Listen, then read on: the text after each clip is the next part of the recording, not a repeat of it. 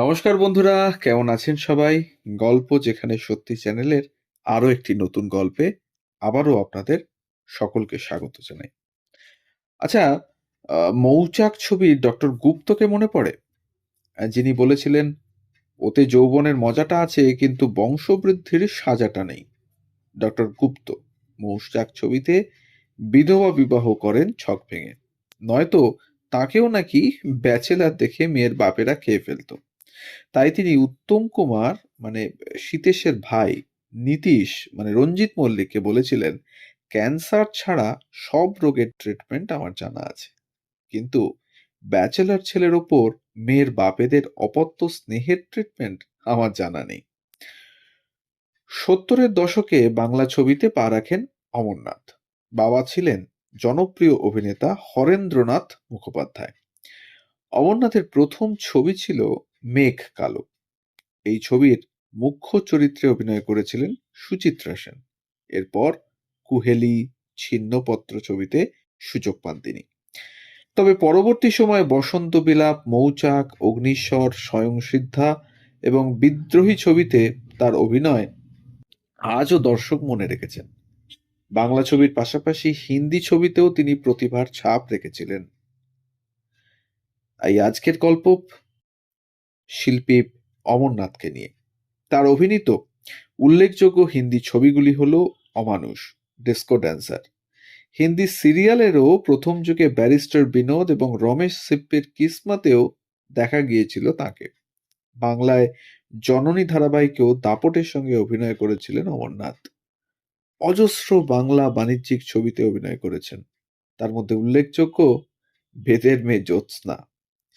অভিনেতার শেষ বাংলা ছবি ছিল তরুণ মজুমদারের পরিচালিত আলো। তরুণ মজুমদারেরই দুর্গেশ নন্দিনী সিরিয়ালেও অভিনয় করেছিলেন অমরনাথ।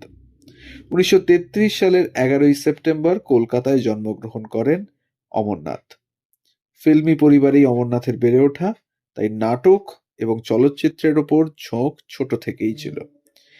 পিতা অতীত দিনের অভিনেতা ডক্টর হরেন্দ্রনাথ মুখোপাধ্যায়ও দাপুটে অভিনেতা ছিলেন। অমরনাথের মামা ছিলেন বিখ্যাত নট অভিনেতা শ্রী জহর গঙ্গোপাধ্যায়। দাদা শুভেন মুখোপাধ্যায়ও বেতার ও চলচ্চিত্রের অভিনেতা ছিলেন।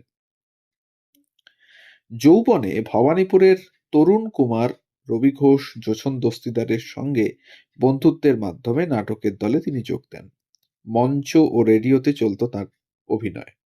এরপর চলচ্চিত্রে প্রথম আত্মপ্রকাশ দেশবন্ধু চিত্তরঞ্জন ছবিতে। একই বছর রিলিজ করে তার আরেকটি ছবি মেঘ কালো।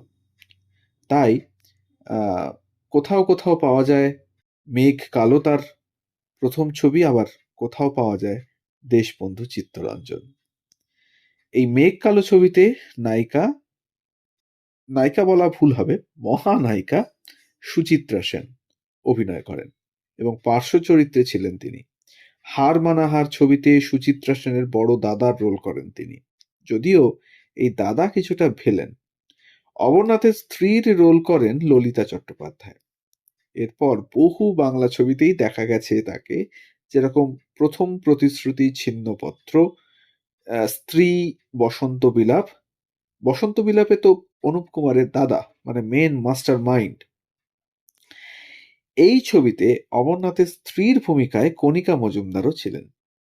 এছাড়াও নতুন দিনের আলো, স্বয়ংসিদ্ধা, অগ্নিস্বর, বিদ্রোহী, কায়ক, দেবীবরণ, আরো কত ছবি। মজার ঘটনাও আছে অনেক।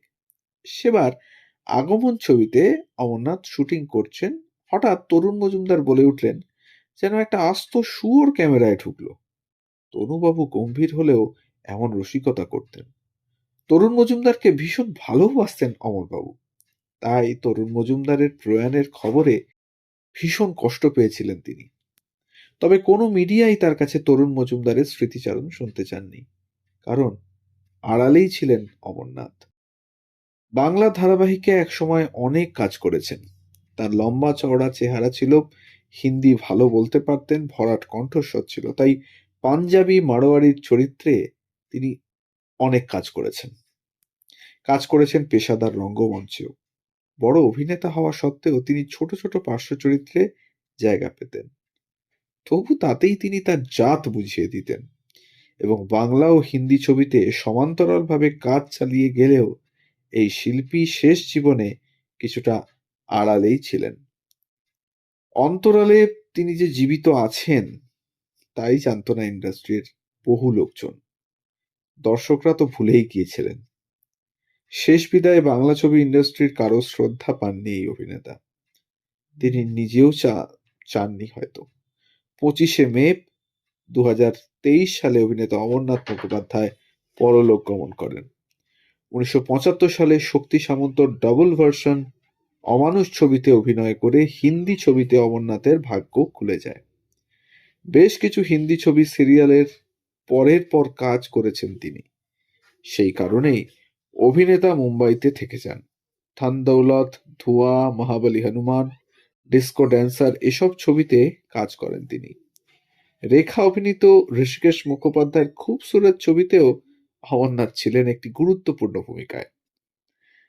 তো এই ছিল আমাদের চ্যানেলের তরফ থেকে অভিনেতা অমরনাথ মুখোপাধ্যায়কে কুর্নিশ এবং শ্রদ্ধা জ্ঞাপন। আমাদের গল্প যদি আপনাদের ভালো লাগে তাহলে আমাদের চ্যানেলটিকে সাবস্ক্রাইব করে একটু পাশে থাকবেন।